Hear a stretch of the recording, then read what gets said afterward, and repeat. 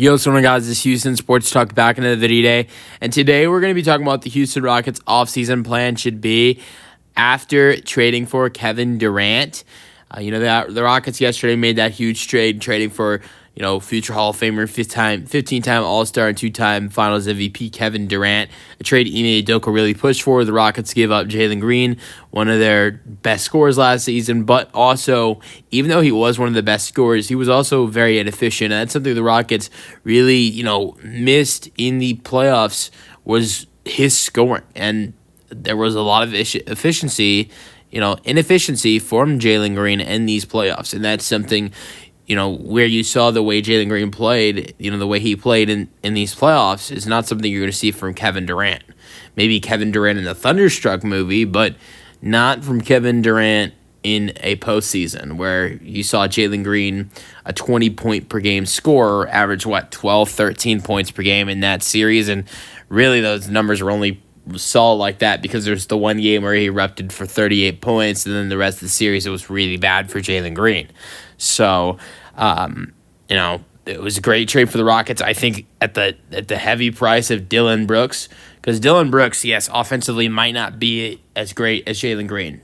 Jalen Green averaged 6 more points per game than Brooks, but Brooks was one of the best 3-point shooters for the Rockets last season, shooting almost 40%, and was the energy for this Rockets defense, and brought the energy when the Rockets would get into brawls. I mean, I don't know how many times we would see this Rockets team get into it, get scrappy with the team, and I always remember hearing, Ryan Hollins and Craig Ackerman, the two Rockets announcers, always saying the Rockets always win when they get into these little fights, these little pushing matchups.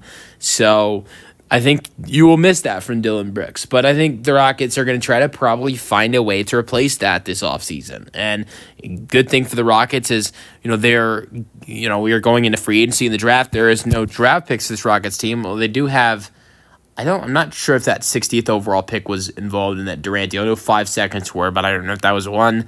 And I'm not too worried if they select someone with a 60th overall pick. They're not going to play much if the Rockets do, or at all. But no first-round picks anymore for this Rockets team anymore. So I think the next focus for this Rockets team is what happens in free agency with Fred VanVleet, whether the Rockets decline or accept that team option, which is a decision they will make on Sunday. Those are big things that will happen. But I think another big thing is a potential signing for the Rockets this offseason at shooting guard position. The Rockets, after trading for Kevin Durant and after a Fred VanVleet extension, will have space to use their full MLE, and you could look to sign players with the full MLE. You could look to sign players like Nickeil Alexander-Walker, Ty Jerome, Gary Trent Jr., Malik Beasley, Bruce Brown. Look at those type of guys at the shooting guard position. There are a couple other guys on the list, Karis LeVert. So, if the Rockets want to add in a shooting guard after losing a couple guys at the 2-guard position with Dillon Brooks and Jalen Green, they can do that. And the guy I'd love to see the Rockets bring in free agency, and that's, I think, one of the moves I want to see the Rockets make after the Kevin Durant trade, is bring in Nickeil Alexander-Walker. I think this would be a great fit for the Rockets. Nickeil Alexander-Walker, is a great 3-point shooter. That's one thing the Rockets still need. Kevin Durant is a 43% 3-point shooter last season. Had one of his best 3-point shooting seasons of his career. Is the second highest percentage of his career on the most attempts he's had from 3 in a career, in the season of his career, where he's shooting that good. But here's another good 3-point shooter. Look, the Rockets need more 3-point shooting. Durant's going to help their 3-point shooting get a little bit better, but it's not going to be much better. They need to add in multiple good shooters this offseason, in my opinion, because you get rid of Dillon Brooks, who's your 40% 3-point shooter. Replace him with Durant, who is a 43% 3-point shooter, is a better 3-point shooter. But you also lose Jalen Green. I know Jalen Green was inefficient, but he was solid from three for the Rockets last year. Shot almost 36% from 3 for the Rockets last year. And so, look, I think the Rockets' 3-point shooting gets a little bit better after this trade, but not a lot. I think they still need 1 or 2 more additions at the 3-point shot, that are, good 3-point shooters and then they can become a really good three-point shooting team. I think you also look at maybe internal guys getting better from the three. Like, it'd be great if Tari, Shingun, Jabari, not really Jabari, but Ameni, those guys can get better from three. And then maybe Reed Shepherd plays more and he shoots well from three. I think you look at things like that can also help the Rockets improve from three next year. But I think you'd still look for one more outside addition in free agency that could come in and help the Rockets with their three-point shooting. And Nickeil Alexander-Walker does that. 38% from three this year on 4.5 attempts, 39% last year on 4 attempts. Now, the great thing with him, as he averaged 9 points per game this year, is he also, I think, is great defensively. And the Rockets, like I said, are going to really miss Dillon Brooks' defense. This is a nice way of trying to I can't say, I don't want to say replace, because it's hard to replace what Dillon Brooks did for this team, but fill that void is a better word, I believe.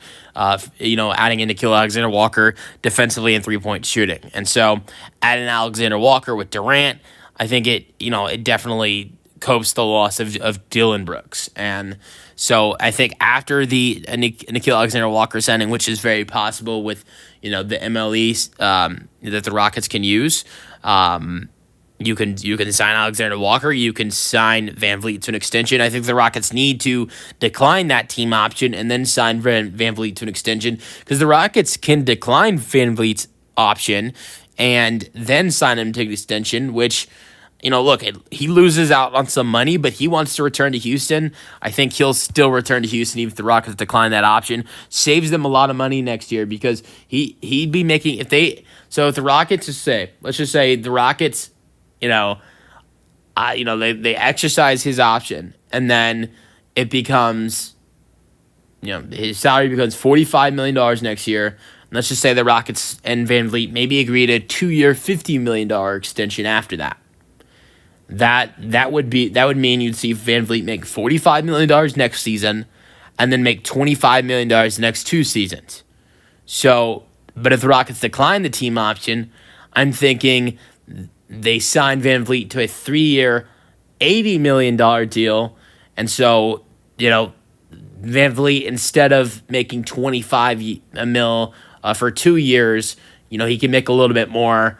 On 3-year 80 is what I was thinking. So then it'd be a little bit over 25 a year for Fred, and that would be good. Sign Van Vliet to a 3-year $80 million deal after declining the team option, and then sign Alexander Walker to a maybe 2-3-year deal, whatever, with the MLE, and probably around $14 million a year, and so you add in Alexander Walker, you bring back Van Vliet, and those would be the 2 big additions. I mean, there's no need of re-signing Steven Adams. That's already been done a week or 2 before free agency. It was the re-signing was made 2 weeks before the start of free agency. It was a week ago that you saw the Rockets re-sign Adams, but free agency is a week away. So the Rockets made that signing with Adams 2 weeks before free agency. So that's great. Adams has been retained. One move I like to see the Rockets make is re-sign Jeff Green. I think he's a veteran, such a good veteran,